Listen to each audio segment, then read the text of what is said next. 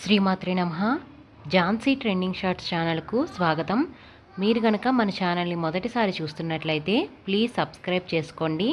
మరిన్ని devotional stories కోసం మన ఛానల్ని అందరికీ షేర్ చేయడం మర్చిపోవద్దు. ఈ వీడియో గనక మీకు నచ్చినట్లయితే ప్లీజ్ ఒక లైక్ అయితే ఇవ్వండి. రూపము మాయ, నామము మాయ. నేను మీకు ఒక్క ఉదాహరణ చెప్తా. ఒక మట్టి ముద్ద ఒకటి ఉంది.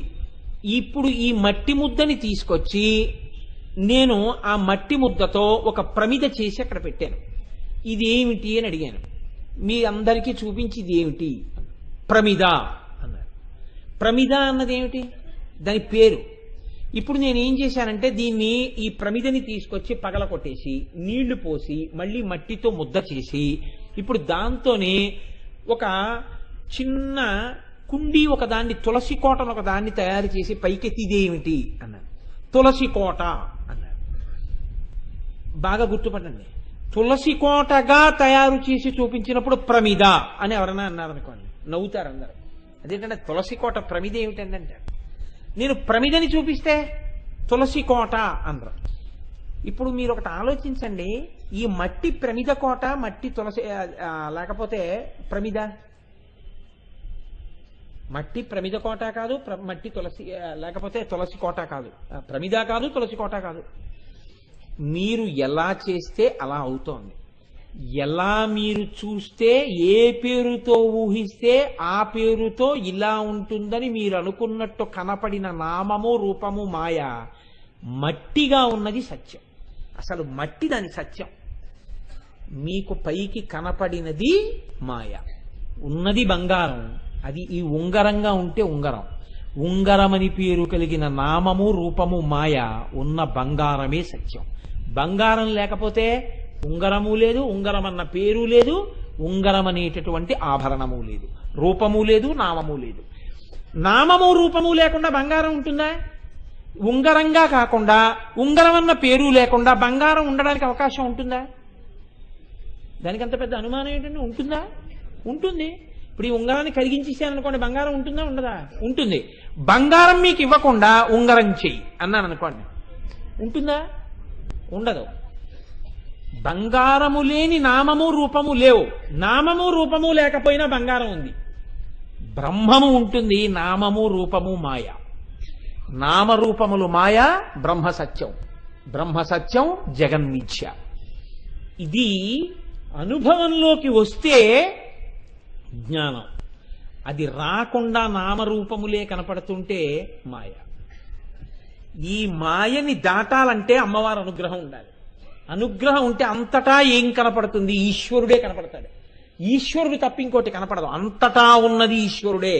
దుంగగా ఈశ్వరుడు, మైకుగా ఈశ్వరుడు, దీనిగా ఈశ్వరుడు. అందుకే రామకృష్ణ పరమహంస ఒక అత్యద్భుతమైన మాట చెప్తుండేవారు. ఒక ఆయన్ని పట్టుకెళ్ళి ఒక ఆయన వెళ్ళిపోతున్నాడు, తన్నుకు పడిపోయాడు. పడిపోతే స్పృహ తప్పిపోయింది. స్పృహ తప్పిపోయి ఆయన పడుండగా ఓ గుర్రాల దండుకటి పరిగెత్తుకుంటూ ఆయన మించి నడిచి వెళ్ళిపోయింది. వెళ్ళిపోయిన తర్వాత ఆయన ఒంటి నిండా దెబ్బలు తగిలాయి. దెబ్బలు తగిలిన తర్వాత ఎవరో చూశారో, ఆయన్ని తీసుకెళ్లారు, కూర్చోబెట్టారు, ముఖం మీద నీళ్లు చల్లారు. తెలివి వచ్చింది. వచ్చిన తర్వాత పక్క వాళ్ళు చెప్పుకుంటున్నారు. చెప్పుకుంటూ అయ్యో పాపం ఈయనకి ఇన్ని దెబ్బలు తగిలాయి, అది ఇది అన్నారు. అన్న తర్వాత ఈయన్ని అడిగారు, తెలివి ఉందో లేదో అని, ఏమైంది నీకన్నారు. ఆయన అన్నాడు, ఈశ్వరుని అనుగ్రహము చేత నాకు ఎదురు దెబ్బ తగిలి పడిపోయినాను. ఈశ్వరానుగ్రహము చేత తెలివి తప్పినది. ఈశ్వరానుగ్రహము చేత గుర్రపు దండు పరిగెత్తినది. ఈశ్వరానుగ్రహము చేత దెబ్బలు తగిలినవి. ఈశ్వరానుగ్రహముతో మీరు నన్ను పైకెత్తారు. ఈశ్వరానుగ్రహము చేత నీళ్లు చల్లారు. ఈశ్వరానుగ్రహము చేత తెలివి వచ్చిందన్నాడు. ఇప్పుడు ఆయనకి ద్వంద్వాలు లేవు. దెబ్బలు తగిలినా ఈశ్వరానుగ్రహమే, నీళ్లు చల్లినా ఈశ్వరానుగ్రహమే. ఆయన మాయకి వశుడై లేడు. అన్నిటా ఈశ్వరానుసంధానమే చేస్తున్నాడు. అంతటా ఈశ్వరుణ్ణి చూడగలిగితే నమచ్చోరాయిచ శిష్ప్యాయిచ ఫేన్యాయిచ జగత్యాయిచ ప్రవాహ్యాయిచ, అంతటా ఈశ్వరుడు. ఇది అంత తేలికయ్యుండుంటే శంకరాచార్యుల వారంతటి వారు కాశీపట్టణంలో పొరపాటు పడి ఎవరు నువ్వు పక్కకి తప్పుకో అని ఉండేవారు కాదు. నేను తప్పుకోనా, నాలో ఆత్మని తప్పుకోనా అన్న తర్వాత మనీషా పంచకం చేశారు. అంత తేలికైతే అందరూ మోక్షాన్ని పొందుండేవారు. మాయ తొలగడం ఆవిడ అనుగ్రహంతోనే తొలగుతుంది. ఎవరికి తొలగుతుందో వాడు మోక్షాన్ని పొందుతాడు. అలా పొందగలిగినటువంటి శక్తి ఏర్పడితే చిదగ్నికుండ సంభూత కర్రలు లేకుండా ఇక్కడే హోమగుండంలోంచి ఆవిడ అగ్ని రూపంలో జ్ఞానాగ్నిగా పైకి ప్రకాశిస్తోంది. ఈ జ్ఞానాగ్ని చేత అంతటా ప్రకాశంలో కనపడేటటువంటి వస్తువు ఈశ్వరుడు ఒక్కడే. హోమకుండంలో ఉన్నటువంటి అగ్ని అన్ని వైపుల నుంచి పవిత్రమే. అటువైపు అగ్నిలో హవిస్సేయండి, ఇటువైపు అగ్నిలోంచి నేను ఏదో వెలిగించుకుంటాను, లేకపోతే వంట చేసుకోవడానికి ఓ చిన్న కర్ర ముక్క వెలిగించుకుంటాను అనరు. ఎటువైపు అగ్నిహోత్రమైనా నమస్కారం చేయవలసిందే. అలాగే ఇక్కడ పుట్టినటువంటి కర్రలు లేని జ్ఞానాగ్ని పరమ పవిత్రం. దీని ప్రకాశంలో కనపడేది ఏది అంటే ఈశ్వరుడే. దాని ప్రకాశంలో లేనిదేది అంటే పోయే చీకటేది అంటే అజ్ఞానమే. కాబట్టి ఇక్కడే ఆవిడ చైతన్యం అనేటటువంటి అగ్నిరూపగా పైకొస్తోంది. ఇది దర్శనం అవడం చాలా గొప్ప విషయం అండి. అందుకే వసిన్యాది దేవతలు కీర్తనం చేయడం వెనకాతల అసలు నిజంగా కళ్ళు మూసుకుని చిదగ్నికుండ సంభూత అన్నప్పుడు ఆవిడ ఇక్కడే ఆవిర్భవిస్తూ పైకొస్తున్నటువంటి స్వరూప దర్శనం కాని ప్రారంభమైతే ఎంత గొప్ప విషయం జరుగుతుందో తెలుసా అండి. దేవకార్య సముద్యత, ఆవిడ దేవతా కార్యము కొరకు అని ఆవిర్భవిస్తోంది. ఆవిడ ఇతరమైనటువంటి కార్యం మీద ఆవిర్భవించడం లేదు. దేని కొరకు? దేవతల కొరకు. ఏమిటి దేవతా కార్యం? భండాసురుడి చేత బాధలు పొందుతున్నారు. భండాసురుణ్ణి నిర్జించడానికి ఆవిడ ఆ అగ్నిహోత్రంలోంచి పైకొస్తోంది. బాహ్య కథ. ఇక్కడ కూడా ఒక భండాసురుడు ఉన్నాడు. ఎవడా భండాసురుడు? హాయిగా తిని హాయిగా పడుకుందాం, హాయిగా ఉందాం, ఎప్పుడు హాయ్ హాయ్ హాయ్ అన్న మాట వాడేవాడు. వాడికి కొంచెం సేపు కూర్చోలేడు, కొంచెం సేపు ఉండలేడు, కొంచెం వినలేడు, కొంచెం జ్ఞానం తెలుసుకోలేడు. ఎప్పుడూ ఈ శరీరానికి సుఖంగా ఉండేది చూడాలి. దీనికి ఏదో పందిరేద్దామని చెప్పి గోపాలకృష్ణ గారు అచ్ఛాదన మంటపం కోసం స్తంభాలు కడితే వీపానించుకునేటటువంటి వస్తువులుగా చాలా మందికి ఉపయోగపడతాం. ఎందుకంటే అదొక హాయ్. ఎందుకని అంటే స్తంభం వెతుక్కుని కూర్చుంటారు కొంతమంది. నేను అన్నీ గమనిస్తుంటాను, అలా గమనించిన వెర్రివాడిని ఏం కాదు. కాబట్టి ఇది ఎటువంటి స్థితి అంటే ఎప్పుడు శరీరముతో తాదాత్మ్యత తప్ప దేవకార్య సముద్యత. దేవకార్య సముద్యత అంటే ఆవిడ దేవతల కార్యం కోసం ఎందుకు వస్తుంది? ఈ భండ ప్రవృత్తిని నశింపచేసి. అలా బతకడం కాదు. భగవద్ విషయంలో నువ్వు కొంచెం ఓపికతో కూర్చుని దేవతల యొక్క కార్యాన్ని సాధించాలి. ఏమిటి ఈ దేవతల యొక్క కార్యం? ఆవిడ ప్రతిజ్ఞ చేసింది, యదా యదా హి సాధూనాం దుఃఖం భవతి దానవ తదా తేషాంచ రక్షార్థం దేహం సంధారయామ్యహం అంది. ఎప్పుడెప్పుడు భక్తుల్ని రాక్షసులు బాధ పెడతారో అప్పుడప్పుడు నేను ఆవిర్భవిస్తాను. భక్తులైన వాళ్ళని రాక్షసులు బాధ పెట్టారు, వాళ్ళని రాక్షసుల్ని దునిమాడి తన భక్తుల్ని రక్షించుకోవడానికి ఆవిడ ఆవిర్భవించింది కాదు. ఇక్కడ ఒక చిన్న గమ్మత్తు ఒకటి ఉంది. ఏది ఆ గమ్మత్తు అంటే, రాక్షసులంటే ఎక్కడో ఉండరు. కామక్రోధశ్చ లోభశ్చ దేహే తిష్టంతి తస్కరాహ జ్ఞానరత్నాపహారాయ తస్మాత్ జాగ్రత్త జాగ్రత్త. ఇక్కడే ఉంటారు రాక్షసులు. కామక్రోధ లోభ మద మోహ మాత్సర్యములనేటటువంటి 6 రాక్షసులు జ్ఞానాన్ని దొంగిలించడానికి కూర్చుంటారు. మనం అమ్మా వీళ్లతో నేను బాధపడలేకపోతున్నాను, ఈ రాక్షస బాధలు, అమ్మా నువ్వే రక్షించు అని శరణాగతి చేసినటువంటి భక్తులు ఎవరుంటారో అటువంటి భక్తులలో ఆవిర్భవించి వాణ్ణి తన మార్గంలోకి తిప్పుకుంటుంది ఆవిడ. శరణాగతి చేసిన వాణ్ణి రక్షించడానికి ఇక్కడ ఆవిర్భవిస్తుంది. అప్పుడు చిదగ్నికుండ సంభూత దేవకార్య సముద్యత. దేవకార్యము అంటే ఇక్కడ ఉన్నటువంటి మంచి లక్షణాలు దేవతలు. ఈ మంచి లక్షణాల్ని రక్షించి చెడ్డ లక్షణాల్ని పోగొట్టేది మనంత మనం చేసుకోలేక అమ్మవారిని శరణాగతి చేస్తే ఇక్కడే ఆవిర్భవించి రక్షించేటటువంటి అమ్మవారి యొక్క సౌజన్యమే దేవకార్య సముద్యత. అందుకే బలిపీఠం మీద మనం విడిచిపెట్టవలసినవి ఏవి అంటే, దేవాలయంలోకి వెళ్ళినప్పుడు బలిపీఠం మీద ఇతరమైనటువంటి జంతువులకి బలిహరణం పెడతారు. మనం దేవాలయంలోకి వెళ్ళినప్పుడు బలిపీఠం దగ్గర వదిలిపెట్టవలసినవి ఏవి అంటే, లోపల పరమాత్మ దర్శనం చేయడానికి మీరు మీలో ఉన్న దుర్గుణాల్ని బలిపీఠం మీద పెట్టాలి, పెట్టి లోపలికి వెళ్ళాలి. అమ్మవారికి బలులివ్వడం అంటే జంతు సంహారం అని కాదు. నీలో ఉన్న దుర్గుణాల్ని బలిపీఠం మీద పెట్టి అమ్మవారి దర్శనానికి వెళ్ళాలి. అమ్మా ఇవి నేను విడిచిపెట్టేటట్టుగా అనుగ్రహించు, నా యందు సత్వగుణాన్ని ప్రవేశపెట్టు అని మీరు ప్రార్థన చెయ్యగలిగితే ఆవిడ దేవకార్య సముద్యత. దేవతల కార్యాన్ని సాధించడానికి ఆవిడ ఆవిర్భవించింది. ఇప్పుడు మీరు ఇక్కడే లలితా సహస్రనామ స్తోత్రంలో చాలా పెద్ద రహస్యం అంతా ఇక్కడ దాక్కుందండి. ఇది పసిగట్టగలిగితే, ఇది తెలుసుకోగలిగితే, ఇది ఎవరికైనా జీవితంలో అర్థమైతే, నేను కేవలంగా ఏదో వాచికంగా నోటితో ఈ మాట అనాలని అనడం లేదు, మీరు చాలా జాగ్రత్తగా పసిగట్టే ప్రయత్నం చెయ్యండి. అమ్మవారు ఆవిర్భవిస్తున్నటువంటి సందర్భాన్ని వసిన్యాది దేవతలు స్తోత్రం చేస్తున్నారు, వ్యాసుడు మనకు అందిస్తున్నాడు. ఇప్పుడు ఆవిడ చిదగ్నికుండ సంభూత దేవకార్య సముద్యత, దేవతల కొరకు చిదగ్నిగుండంలోంచి పైకొస్తోంది.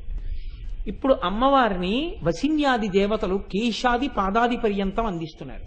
అంటే తల దగ్గర నుంచి పాదముల వరకు అందించారు. మీకు లలితా సహస్రం వచ్చు కాబట్టి ఒకసారి పరిశీలనం చేయండి. తల దగ్గర నుంచి పాదాల వరకు చెప్పారు. తల దగ్గర నుంచి పాదాల వరకు చెప్పేటప్పుడు ముందు తల కనపడాలా, చేతులు కనపడాలా? నేనేం పెద్ద ప్రశ్న ఏం వేయలేదండి, ఆలోచించండి. ఏది కనపడాలి? తల కనపడాలి. వసిన్యాది దేవతలు తల చెప్పారా? ఏవి చెప్పారు? చతుర్బాహు సమన్విత, 4 బాహువులు చెప్పారు. ముందు చేతులు చెప్పారు. ముందు చేతులు ఎలా కనపడతాయి? చేతులు కనపడ్డాయి. బాహువులని వదిలిపెట్టి అయ్యో సరే ఏదో అనీశం కదా అని తల దగ్గరికి వెళ్ళారా? రాగస్వరూప పాషాఢ్య క్రోధాకార అంకుశోజ్వల మనోరూపేక్షుకోదండ పంచతన్మాత్రసాయక. పోనీ 4 చేతులు అయిపోయాక తల చెప్పారా? నిజారుణ ప్రభాపూరమజ్జద్బ్రహ్మాండ మండల. మళ్ళీ కాంతి చెప్పారు. చెప్పాక ఇప్పుడు ఏం చెప్పారు?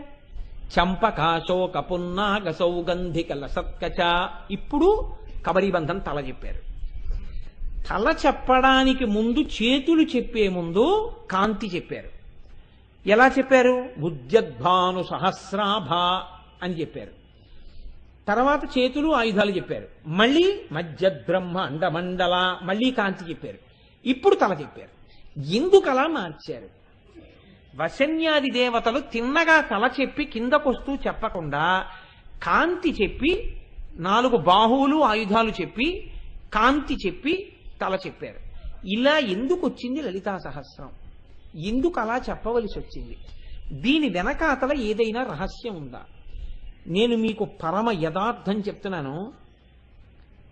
జీవితంలో కొన్ని కోట్ల కోట్ల కోట్ల జన్మల పాటు జీవయాత్ర జరిగిన తరువాత ఎప్పుడో ఎక్కడో ఒక్కసారి మాత్రమే జీవితంలో అందుకునేటటువంటి మహత్తరమైన రహస్యాన్ని ఎవరు యోగ్యులో వాళ్ళకి అందించడం కోసమే అమ్మవారు వసిన్యాది దేవతలతో చేయించినటువంటి ప్రక్రియ ఈ స్తోత్రంలో వచ్చినటువంటి ఈ మార్పు.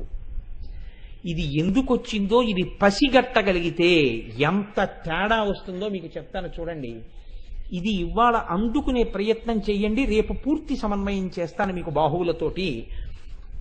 ఉద్యద్భాను సహస్రాభ అని కదండి, ఉదయిస్తున్నటువంటి సూర్యుల యొక్క కాంతి కలిగిన తల్లి. ఎంతమంది సూర్యులు?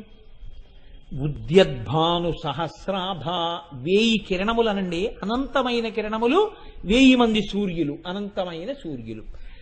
ఒక్క సూర్యుడు ఉదయిస్తుంటేనే ఆకాశంలో వచ్చే కాంతి ఎలా ఉంటుంది? సూర్యోదయ సమయంలో ఉండేటటువంటి కాంతి ఎలా ఉంటుందండి? ఎర్రటి కాంతి ఉంటుంది కదండి. ఇది పెద్ద విశేషం కాదు, మీ అందరూ అనుభవించిందే. ఒక్క సూర్యుడు ఉదయిస్తేనే ఎర్రటి కాంతి వస్తే 1000 మంది సూర్యులు ఉదయించారనుకోండి, ఎంత ఎర్రటి కాంతి ఉంటుంది ఆకాశంలో. ఇప్పుడు వసిన్యాది దేవతలు అంటున్నారు ఇంత ఎర్రటి కాంతి ముందు కనపడుతోంది అన్నారు. ఇందులో ఉత్ అనో మాట వేశారు ప్రారంభంలో. ఉత్ అంటే పైకెత్తడం. కొన్ని కోట్ల జన్మల తరువాత ఈ నామం వినబడి లోపల దర్శనమైతే ఆ జీవుడి యొక్క యాత్రలో ఉత్ పైకెక్కడం ప్రారంభమైంది. ఏదో తేడా వచ్చేసింది. పెద్ద రహస్యం వాడికి తెలిసిపోయిందంతే. ఎక్కడొచ్చింది ఈ రహస్యం? ఎందుకు వచ్చింది? కేవలం అది ఉద్యద్భాను సహస్రాభాయ, ఇంకేమైనా చెప్పాలని ఉంద్యా వసిన్యాది దేవతలకి అంటే నామానికి అర్థం అంతే. పైకి గురుముఖత దాని రహస్యాన్ని తెలుసుకున్నప్పుడు జీవయాత్రలోనే కొత్త మలుపు వచ్చేస్తుంది. ఎలా వచ్చేస్తుంది అంటే, మనిషి ప్రధానంగా 4 అవలక్షణముల చేత ఎప్పుడూ పతనమైపోతాడు. బాగా గుర్తుపెట్టుకోండి, ఇది మహాభారత వాక్యం. ఒకటి, యవ్వనము చేత పాడైపోతాడు. ఎందుకనంటే యవ్వనంలో ఒంటికి బలం ఉంటుంది, యవ్వనంలో పాడైపోవడానికి కావలసినంత ఓపిక ఉంటుంది. యవ్వనము, ధన సంపత్తి, అధికారము, అవివేకము, ఈ 4 చేత మనిషి పాడైపోతుంటాడు. ఈశ్వరుడిచ్చిన బుద్ధిని సక్రమంగా వినియోగించుకోలేడు. ఈ 4 మనిషి పాడవడానికి ఉపయోగించుకోవడానికి ప్రధానంగా ఏవి ఉపయోగపడతాయి? ఇంద్రియాలు, మనస్సు. వీటి వల్లే కదండి అహంకారం. ఈ ఇంద్రియాలని మనస్సుని పాడవకుండా భగవత్పరం చెయ్యడం అన్నది ఎప్పుడు మొదలు పెడతావు? సూర్యోదయంలో మొదలు పెడతావు పూజ. నిద్ర లేవడం అంటే ఎవరు లేచారు? మనసు లేచింది. మనసు లేస్తే ఇంద్రియాలు లేచాయి, ఇంద్రియాలు లేస్తే కర్మేంద్రియాలు లేచాయి, శరీరం లేచింది. ముందు ఏం చేస్తావు? పూజ చేస్తావు. పూజ సమయంలో ఎప్పుడు చేస్తావు? సూర్యోదయ పూర్వం చేస్తావు.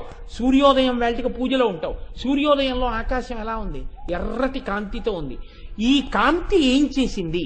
తిక్కన గారు చోట అన్నాడు, నీరజాకరములు నిష్టయై చేసిన భవ్యత పంబు ఫలమనంగా దినసముఖాకి నందిత చక్రయుగ్మ కంబుల యనురాగంపు బ్రోవనంగా హరిహర బ్రహ్మ మహానుభావంబుల కరగినగాగ గట్టి అనగా అతుల వేదత్రయ లతికాచయము పెనుబంధన్ పుట్టెడు మూలకందమనగా అఖిల జగముల కంజరయగచు జన సమాజ కరపుట హృదయ సరోజములకు ముకుళనంబును జృంభణంబును నర్చి భానుబింబంబు పూర్వాద్రిపై వెలింగే అన్నాడు.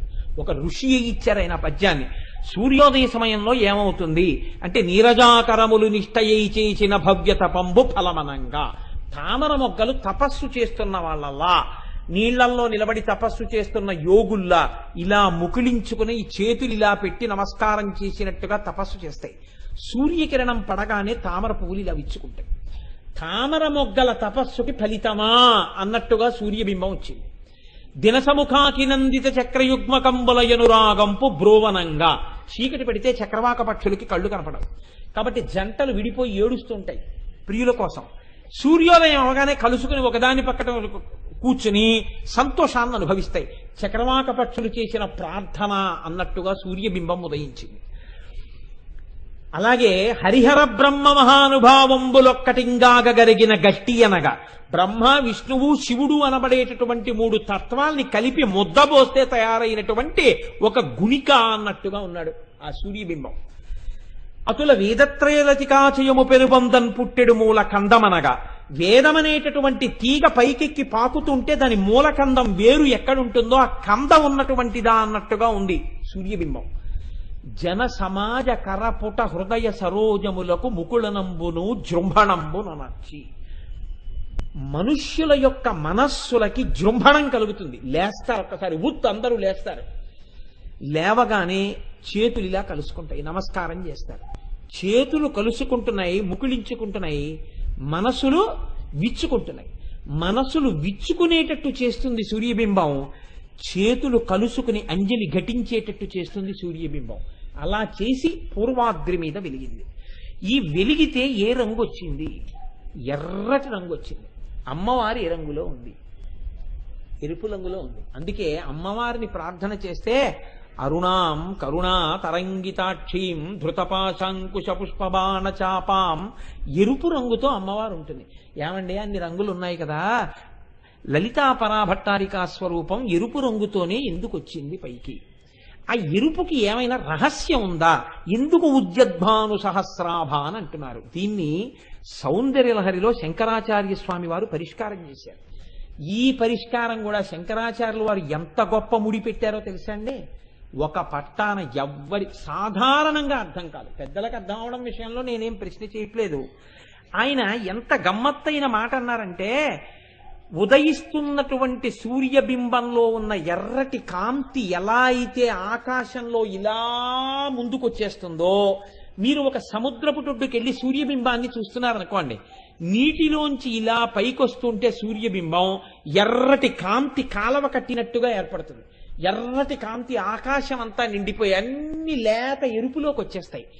అమ్మవారి ఆవిర్భావాన్ని కూడా ఎరుపు రంగుతో ధ్యానం చేస్తే ఈ ఎరుపు ఏమవుతుందంటే, ఒక నాటకం వేసేటప్పుడు అన్ని లైట్లు ఆర్పేసి ఎర్రటి లైట్ వేశారనుకోండి, ఆ ఎరుపు కాంతిలో తెర వెనకాల ఉన్నటువంటి వేదిక, దాని మీద ఉన్న నటుడు, నటి అందరూ ఎర్రగా కనపడినట్టే ఎర్రటి రంగు అమ్మవారిది ఉపాసన చేస్తే ఆ ఎరుపుతనం వచ్చేస్తే లోకం, మీ పూజా మందిరం మీరు ఆ ఎరుపులో కలిసిపోయినట్టుగా మీరు ఉపాసన చేస్తే ఏమవుతుంది?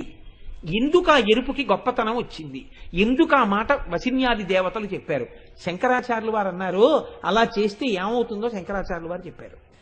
కొంచెం చాలా జాగ్రత్తగా వినే ప్రయత్నం చేయండి. అంత తేలికగా ఏముండదో, పట్టుకుంటే జీవయాత్రలో కొత్త మలుపు వచ్చేస్తుంది. తను ఛాయాభిస్తే తరుణ తరణి శ్రీ సరణిభి దివం సర్వాముర్వీమరుణిమనిమగ్నాం స్మరతి యః భవంత్యస్యత్రస్యద్వన హరిణ చాలీన నయనాః సహోర్వశ్యావస్యాః కతి కతి నగీర్వాణగణికాః. ఆకాశంలో సూర్యబింబం ఉదయించినప్పుడు వచ్చినటువంటి ఎర్రటి కాంతి శ్రీసరణి అలా ముందుకొచ్చేసి మీరు కూర్చున్న చోటంతా కూడా ముంచెత్తితే, ఆ ఎరుపులో మీరు కూర్చున్న ప్రాంతం మునిగిపోతే, మీరు మునిగిపోతే, ఆ ఎరుపులో మీరున్నట్టుగా మీరు ధ్యానం చేస్తే ఏమవుతుంది? ఊర్వశితో సహా 3 లోకాలలో ఉన్నటువంటి సౌందర్య రాసులైన దేవవేశ్యలైన అప్సరసలతో సహా స్త్రీలందరూ మీకు వశులైపోతారు. మొహమాట పడకుండా చెప్పండి, శంకరాచార్య స్వామి వారు ఈ శ్లోకం ఇస్తారని మీరు అనుకుంటున్నారా? అంతే ఆ శ్లోకానికి అర్థం. సౌందర్యలహరిలో శంకరాచార్య స్వామి వారు రాసిన శ్లోకం, ఆయన మనకు అందించిన శ్లోకానికి అర్థం బాహ్యంలో అంతే. ఇప్పుడు ఈ శ్లోకం చదివిన వాడు ఏమనగాలి? అయ్యా ఏమిటండి ఈ శ్లోకం? నేను అమ్మవారి ఎర్రటి రంగుని ఉపాసన చేయడం ఏమిటి?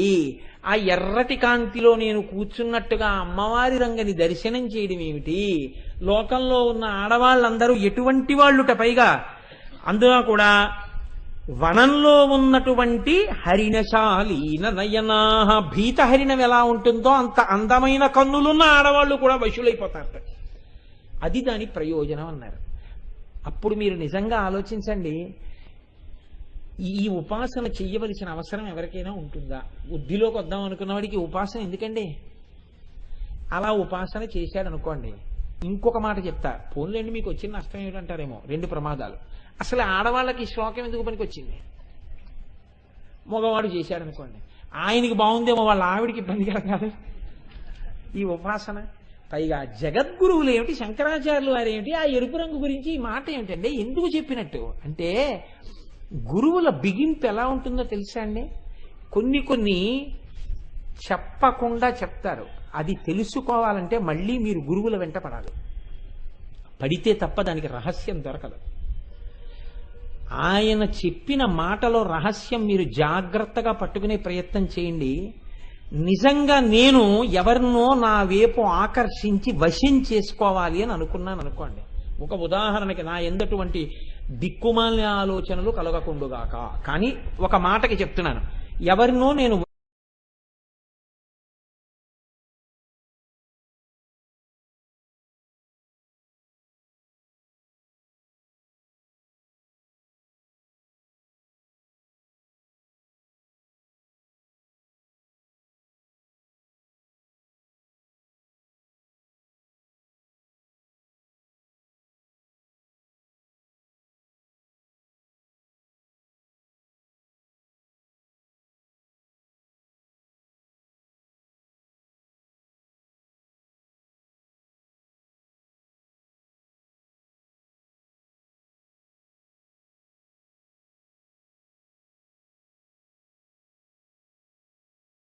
వశం చేసుకుందాం, ఆకర్షిద్దాం అనుకున్నాను.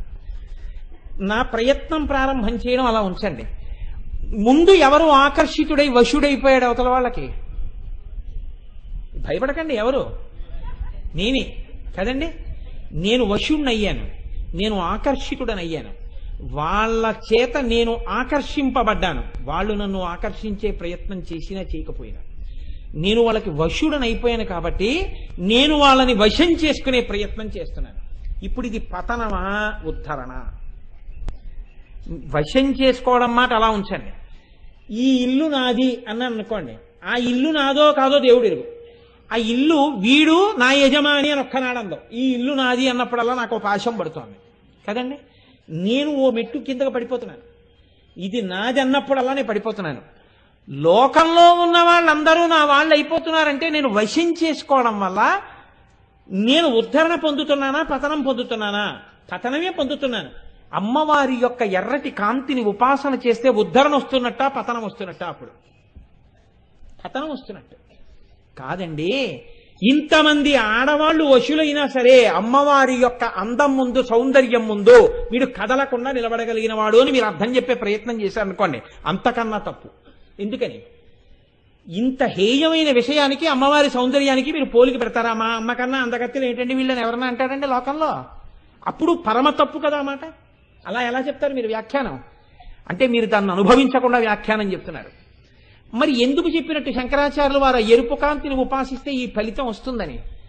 మీరు చాలా జాగ్రత్తగా పట్టుకునే ప్రయత్నం చేయండి. అనుభవించే ఆనందం పొందడం అన్నది ఎక్కడి నుంచి వస్తుంది ఆనందం నాకు చెప్పండి. నేను కూర తిన్నాను, ఆనందం వచ్చింది. కూరలో ఆనందం ఉందా? నాలోనే ఉన్న ఆనందం ఉద్భుతమైందా? ఆనందం నాలో ఉన్నదే ఉద్భుతమైంది. నాకు సొంత ఇల్లు ఉంటే ఆనందం అన్నాను. సొంత ఇంటి వలన ఆనందం బయట నుంచి వచ్చిందా? లోపల ఉన్న ఆనందం ఉద్భుతమైందా? లోపల ఉన్న ఆనందం ఉద్భుతమైంది. 3 లోకాల్లో ఉన్న అందగత్తెలందరూ నావారైపోయారు అంటే 3 లోకాలలో ఉన్న ఆనందం అన్నది ఏది ఉన్నదో ఆ ఆనందము నేనైపోయి ఉన్నాను. అంటే ఇప్పుడు నేను పూర్ణుడనైపోయాను, జ్ఞానినైపోయాను. ఇప్పుడు నేను ఆనందమునకు బయట వెతుక్కోను, ఆనందము లోపల అనుభవించుచున్నవాడను. నేనే ఆనంద స్వరూపుడను. పూర్ణమదః పూర్ణమిదం పూర్ణాత్ పూర్ణముదచ్యతే పూర్ణస్య పూర్ణమాదాయ పూర్ణమేవావశిష్యతే. నేను పూర్ణుడనైపోయి ఉన్నాను. అన్నీ నేనే, అంతా నేనే. నేను ఆత్మని, నేను అంతటా నిండిపోయి ఉన్నాను. ఇక నేను అనుభవించవలసిందన్నది లేదు, అన్నీ నేనే. ఈ ఆత్మ నేను, ఈ శరీరం నేను కాదు, మనసు నేను కాదు. నేను చిదానంద రూప శివోహం శివోహం. నేను ఆనందరూపుడను. కాబట్టి అన్నీ నావిగా ఉన్నాయి. నేనుగా ఉన్నాను, నావిగా కాదు, నేనుగా అయిపోయి ఉన్నాను. ఇప్పుడు అన్నీ నేనుగా అయిపోయి ఉన్నప్పుడు ఇంకా నేను పొందవలసిందంటూ ఇంకొకటి ఉందా? లేదు. అంటే నేను పూర్ణుడనైపోయాను, నేను జ్ఞానినైపోయాను. ఈ జ్ఞాని కావడానికి కావలసిన అనుగ్రహం ఎక్కడి నుంచి వస్తోంది? అనుగ్రహమే ఆ ఎరుపు.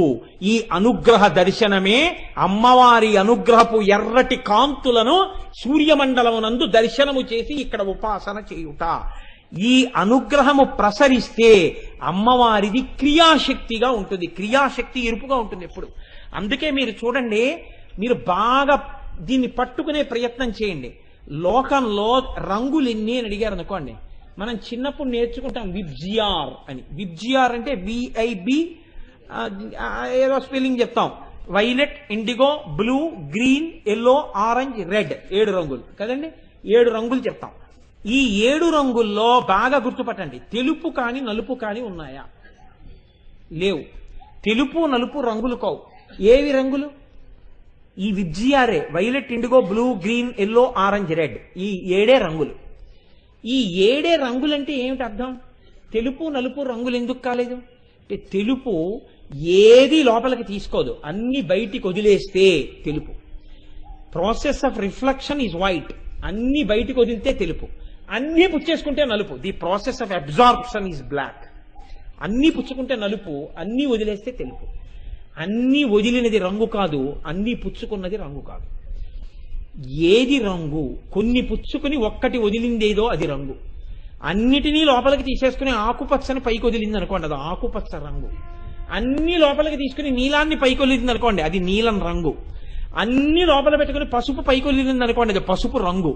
అన్ని లోపలికి తీసేసుకుని ఏది పైకి వదలలేదు అనుకోండి, అది నలుపు. అన్ని పుచ్చుకోకుండా అన్నిటినీ పైకి వదిలేసింది అనుకోండి, తెలుపు. అన్ని పుచ్చుకుంటే రంగు కాదు, అన్ని వదిలేస్తే రంగు కాదు. కొన్ని పుచ్చుకుని ఒక్కటి వదిలిపెడితే రంగు. అన్నీ కలిసిపోయి ఉంటే అసలు రంగులన్నీ ఎందులో ఉన్నాయి? తెలుపులో ఉన్నాయి. అందుకే తెల్లటి బట్ట అని ఎందుకంటారో తెలుసా అండి? అది శోభనప్రదమని. తెలుపు ఏదీ పుచ్చుకోకుండా వదిలిపెడుతుంది, కానీ అన్నీ అందులో ఉన్నాయి. తెలుపులోనే రంగులన్నీ ఉన్నాయి. మీరు చూడండి, విబ్జిఆర్ అంటే ఆర్ స్టాండ్స్ ఫర్ రెడ్, ఎరుపు. ఈ ఆర్కి అవతల ఏదుంది? తెలుపు ఉంది. ఈ తెలుపులోంచి మొదట విడింది ఏది? ఎరుపు. ఎరుపు విడితే వెనక్కాతలకి ఏం విడ్డాయి? విబ్జిఆర్లో ఉన్న మిగిలినవన్నీ విడిపోతూ వచ్చే రంగులు. చిట్ట చివరికి వైలెట్ విడింది. Violet, indigo, blue, green, orange, red. ముందు ఎరుపు విడిపోయింది. విడిపోగానే మిగిలిన రంగులన్నీ విడిపోయి ఈ విడిపోయిన ఆఖరి రంగేది? వైలెట్. ఈ వైలెట్ కి వెనకాలే ఉంది బ్లాక్. నలుపు రంగు కాదు, తెలుపు రంగు కాదు. ఈ ఎరుపు ముందు విడితే అన్ని విడ్డాయి. ఈ ఎరుపు తెలుపులోకి వెళ్ళిపోవడం మొదలెడితే అన్ని తెలుపులోకి వెళ్ళిపోతాయి. తెలుపులోకి వెళ్ళిపోయి తెలుపు అన్నింటినీ బయటికి వదిలేస్తుంది. తెలుపు తెలుపుగా ఉండిపోతుంది. మనం అందరం ఈశ్వర స్వరూపాలు అయ్యుంటే ఈశ్వరుని నుంచి విడిపోయి జీవుడిగా కనపడడం ఎందుకు కనపడుతుంది? అమ్మవారి యొక్క మాయ వలన. అది విడిపోవడం ఎరుపు. మళ్ళీ కలిసిపోవడం ఎవరి వలన? అమ్మవారి అనుగ్రహం వలన. కలిసిపోతే ఆ తెలుపులోకే వెళ్ళిపోతారు. ఆ తెలుపు శివుడు. ఈ తెలుపులోకి వెళ్ళిపోవడం, తెలుపులోంచి విడిపోయి నేను జీవుడిగా ఉన్నాను అనుకోవడం. ఈ విడడం కలవడం, విడడం కలవడం, విడడం కలవడం, దీనికి ఆధారం ఎరుపు. ముందు ఎరుపు విడుతుంది. ఈ ముందు విడే ఎరుపు ఏదుందో ఆ ఎరుపు క్రియాశక్తి. అదేం చేస్తుంది? అదే మళ్ళీ మిమ్మల్ని కలుపుతుంది. ఈ కలపగలిగిన క్రియాశక్తి దేనిలో ఉంటుంది? చేతిలో ఉంటుంది. చెయ్యే పనులన్నీ చేస్తుంది. అన్ని పనులు చేసే చేతిని క్రియాశక్తి అంటారు. ఈ చేతికే కరము అని పేరు. కరమే కిరణము. సూర్యకరము, సూర్యకిరణము, కిరణము. ఆ కిరణముల వలన మొదట వచ్చిన ఎరుపు కాంతి అమ్మవారిది అంటే అమ్మవారే నిన్ను మళ్ళీ భగవంతుడిలోకి కలపగలదు. అమ్మవారే భగవంతుడిలోకి కలిపేస్తే నీవు భగవంతుడిలో కలిసిపోయిన నాడు నీవు పూర్ణుడవైపోతావు. సముద్రంలోకి చేరే వరకే నది యొక్క పరుగులు. నది సముద్రంలో చేరిపోయాక పరుగులు లేవు. అంతే, గంభీరమైపోయిందంతే. తనలో తానలా నిశ్చలంగా హాయిగా ఉండిపోయి లేచి పడుతూ కెరటాలు వీధిలోని లోపలికి సముద్రంలోకి వెడితే ఏమీ ఉండదు. నాకు ఒక మెరైన్ ఇంజనీర్ గారు ఒక ఆయన తెలుసు, విశాఖపట్నంలో, సుబ్బారావు గారిని. ఆయన అంటారు, సముద్రంలో మెరైన్ ఇంజనీర్ అనుభవించినటువంటి ప్రశాంతతకి అలవాటు పడ్డాక కోటేశ్వరరావు భూమి మీద గందరగోళం తట్టుకోలేమన్నారు ఆయన నాతో. నేను తెల్లబోయాను ఆ మాటకి. అయ్యా అదేమిటన్నా? నిజం. ఈ కెరటాలు సముద్రపు ఒడ్డునే కోటేశ్వరరావు. ఓడలో సముద్ర మధ్యలోకి వెళ్ళిపోయిన తర్వాత మీరు ఓడ బయటికి వచ్చి నిలబడి చూస్తుంటే ఎటు చూసినా నీరే. అలాగని కదలిక లేకుండా ఉండదు. చైతన్యంతో అలా అలా అలా కదులుతున్నటువంటి సముద్రం మధ్యలో నిలబడితే ఎంత నిశ్శబ్దం! ఆ సముద్ర చైతన్య గాంభీర్య ఘోష తప్ప ఇంకొక్కటి ఉండదు. ఒడ్డుకి రాగానే కుక్కరుపులు, పిల్లరుపులు అన్ని ప్రారంభం. మా పణిబాబు గారు మెరైన్ ఇంజనీర్ చేశారు. ఈ అరుపుల ముందు ఆ ప్రశాంతత ఎంత సంతోషంగా ఉంటుందో, ఆ ప్రశాంతతకు అలవాటు పడిపోయిన వాడు బహుశా ఊరిలో ఉండలేడు. మెరైన్ ఇంజనీర్లలో ఆధ్యాత్మిక కోణం ఉన్న వాళ్ళు ఊరు బయట అందుకే ఉంటుంటారు. కాబట్టి లోపలికి వెళ్ళడం అలవాటైపోతే నది పరిగెత్తి పరిగెత్తి సముద్రంలో కలిసిపోయి ఆనందం అనుభవించినట్టు, విడిపోయి ఉన్నవాడివి పరిగెత్తి పరిగెత్తి పరిగెత్తి అమ్మవారి క్రియాశక్తితో ఎరుపు యొక్క అనుగ్రహంతో తెలుపులోకి వెళ్ళిపోతే ఇక ఆ ప్రశాంతత లేదు. ఈ కలపగలిగినది విడదీసినది ఎరుపే, కలిపినది ఎరుపే. ఈ ఎరుపే అమ్మవారు. ఆ ఎరుపుని ధ్యానం చేస్తే వచ్చేది పూర్ణత్వం. అన్నీ నువ్వైపోవడం, అన్నీ నీవిగా మారిపోవడం, నువ్వు అనుభవించవలసిన ఆనందం అన్నది ఇంకోటి లేకపోవడం. మన్మధుడు ఇంకొకళ్ళని కామం వైపు ప్రచోదనం చేస్తాడు. మన్మధుడే కామానికి ప్రచోదనం అవుతాడా? అవడం. అందరినీ కామం వైపు తిప్పుతాడు. అందరినీ తిప్పే కాముడు తాను కామజయాన్ని పొందినట్టు అన్ని ఆనందాలు ఇక్కడే ఉన్నాయిరా, ఇంకా బయట వాటి వల్ల అనుభవించవలసిన ఆనందమే ఉంది. ఆనందం అంతా ఇక్కడుంది. ఇది ఆనందం అన్నవాడికి అన్ని వశమైపోయాయి. ఇది శంకరాచార్యుల వారు అందరూ వశమైపోతున్నారని చెప్పడం. అందుకని శంకరులు చెప్పినది ధ్యానం చేస్తే తెలుస్తుంది తప్ప బాహ్యంలో అర్థం కాదు. శంకరులు ఏమిటి, శ్లోకం ఇవ్వడం ఏమిటి అనిపిస్తుంది. ఈ ఎరుపు కారుణ్యం. ఎరుపు ఎక్కడుందో అక్కడ కదలిక ఉంది. ఎరుపు ఎక్కడుందో అక్కడ అనుగ్రహం ఉంది. ఎరుపు ఎక్కడుందో అక్కడ కారుణ్యం ఉంది. ఎరుపు ఎక్కడుందో అక్కడ రాజసం ఉంది. అందుకే బ్రహ్మగారు సృష్టి చేస్తుంటాడు. కానీ ఆ ఎరుపు చిక్కబడిపోయింది అనుకోండి, చిక్కబడిన ఎరుపునందు పరుగులు తక్కువ. అందుకే ఎరుపుకి సంస్కృతంలో రక్తమని పేరు. రక్తవర్ణ అని. చిక్కటి నెత్తురు ఎర్రటి రంగులోనే ఉంటుంది. చిక్కపడిపోయినది మెల్లగా ప్రవహిస్తుంది, పలసగా ఉన్నది తొందరగా పరిగెడుతుంది. అమ్మవారి అనుగ్రహం బాగా ప్రసరించి ఎరుపుతో తడిసిపోయిన వాడు మెల్లమెల్లగా కదిలి వెళ్ళిపోయేది ఈశ్వరుడిలోకి వెళ్ళిపోతాడు. అమ్మవారి అనుగ్రహం ఆ ఎర్రటి కాంతులను దర్శనం చేస్తే మెల్లమెల్లగా మెల్లగా మెల్లగా అడుగులు ఎటు పడిపోతాయంటే భగవంతుడి వైపుకి కలిసిపోయేటట్టుగా అడుగులు పడతాయి. గొప్ప అనుగ్రహం అక్కడ మొదలవుతుంది. అందుకే అమ్మవారి ఆవిర్భావమునకు ముందు ఏది వచ్చింది అంటే ఒక్కసారి ఉద్యద్భాను సహస్రాభ 1000 మంది సూర్యులు ఉదయించినప్పుడు ఉండేటటువంటి ఎర్రటి కాంతి కనపడింది. ఇప్పుడు వాళ్ళకి కాదు కనపడ్డాం, ఎవరికి కనపడాలి? మనకి కనపడాలి. ఎక్కడ కనపడాలి? అక్కడ కాదు కనపడ్డాం. అక్కడ కనపడిన కాంతి ఇలా వచ్చేసి మీరు కూడా ఎరుపులో తడిసిపోయి మీకు మీరు ఎర్రగా కనపడాలి. ఎలా కనపడతారు? సూర్యోదయంలో నిలబడి మిమ్మల్ని చూసుకోవడం కాదు. మీరు ధ్యానం చేస్తుంటే ఇక్కడ నుంచే చిదగ్నిగుండంలోంచి అమ్మవారు ఆవిర్భవిస్తుంటే ఆవిడ ఎర్రటి కాంతి వలయంలో మీరు తడిసిపోతే ఆ ఎరుపులో మీరు కూడా ఎరుపైపోతే ఆవిడ అనుగ్రహ కాంతులు మీ మీద పడినట్టు. ఆవిడ అనుగ్రహ కాంతులు మీ మీద పడితే మీరు తెలుపులోకి వెళ్ళిపోతున్నట్టు. అంటే మీరు పరమేశ్వరుడిలో చేరి మళ్లీ పుట్టవలసినటువంటి అవసరం లేని మోక్షస్థితి వైపుకి అడుగులు పడినట్టు. ఇహమునందు ఆ ఎరుపు కాంతి మీ మీద పడగా ఇక్కడ కావలసిన అన్ని సుఖాలు, అన్ని క్షేమాలు, అన్ని యోగాలు సిద్ధిస్తాయి. ఏ ప్రమాదాలు రావు. అమ్మవారి అనుగ్రహం యజమాని మీద పడితే ఇంట్లో ఉన్న వాళ్ళందరి మీద పడినట్టే. ఇంట్లో ఉన్న వాళ్ళందరూ రక్షింపబడతారు. ఈ కాంతి అందరికీ దర్శనం కావాలనేటటువంటి కోరికతోటే వసిన్యాది దేవతలతో అమ్మవారు లలితా సహస్రం చెప్పిస్తూ అసలు ఈ కాంతి పడని వాడికి నా దర్శనం కుదరదు, నన్ను చూడలేడు. నన్ను చూడలేని వాడికి తల దగ్గర నుంచి కుదరదు, చేతుల దగ్గర నుంచి. చేతులు క్రియాశక్తి. ఈ చేతులను ఎవడు చూస్తాడో, ఎవడు చేతుల వలన క్రియాశక్తిని దర్శనం చేసి తన జీవితాన్ని మార్చుకుంటున్నాడో లోపల, వాడు నన్ను తల నుంచి పాదముల వరకు చూడగలుగుతాడు. అందుకని ముందు కాంతి, ఆ కాంతి మీద పడాలి. ఆ కాంతి మీద పడిన తరువాత కాంతి మీద పడడానికి మీరు చెయ్యవలసింది ఒక్కటే, ఆ కాంతి ఉన్న చోట మీరు కూర్చుంటే చాలు. సూర్యోదయం అవుతున్న చోట మీరు కూర్చుంటే అలా ఎర్రటి కాంతి వచ్చి కాంతిలో మీరు ఉండిపోతారు. అసలు ముందు ఇక్కడ ఉదయాన్ని మీరు అనుమతించాలి. ఇక్కడ చిదగ్నికుండ సంభూత ఆవిడ ఆవిర్భావ ధ్యానం మీరు చెయ్యాలి. చేస్తే ఎరుపు కాంతిలో మీరు మునిగిపోతే ఆనాడు మీ జన్మకి ధన్యత. ఆ ఎరుపు దర్శనం కానంత కాలం, ఆ ఎరుపుని అనుభవిద్దామన్న తాపత్రం ఏర్పడనంత కాలం జీవయాత్ర వెడుతూనే ఉంటుంది. దానికి చక్కటి మలుపెన్నడు ఆ కాంతి చూసిన నాడే, ఆ కాంతి విన్ననాడే. ఆ కాంతి గురించి ఏదో ఒకనాడు చెవిలో పడితే, నేను చెప్పానన్న అతిశయంతో చెప్పట్లేదు, బాగా జ్ఞాపకం పెట్టుకోండి. కొన్ని కోట్ల కోట్ల కోట్ల జన్మల తరువాత ఎప్పుడో ఒక్కసారి మాత్రమే అమ్మవారి ఎర్రటి కాంతి గురించిన రహస్యాన్ని వాడు వినగలుగుతున్నాడు. అది లేనంత కాలం వాడు వినలేడు. ఎవడికి అమ్మవారి అనుగ్రహం ఉంటుందో వాడు మాత్రమే వింటాడని గుర్తు. అందుకే తర్వాత ఎవరు అమ్మవారి అనుగ్రహాన్ని బలంగా సంపాదించుకున్నారో వాళ్ళ యందు క్రియాశక్తి ప్రారంభం అవుతుంది. అంటే అమ్మవారి అనుగ్రహం అమ్మవారి చేతులుగా దర్శనం అవుతుంది, చేతులలో ఉన్న ఆయుధాలుగా దర్శనం అవుతుంది. అవి ఆ ఆయుధాలేమి, ఆ చేతులేమి, అవి తెలుసుకుంటే వచ్చే గొప్ప ప్రయోజనమేమి, ఇది తెలిస్తే మళ్ళీ కాంతి కనపడుతుంది. ఈ కాంతి దాటితే అప్పుడు అమ్మవారి కబరీబంధం కనపడుతుంది.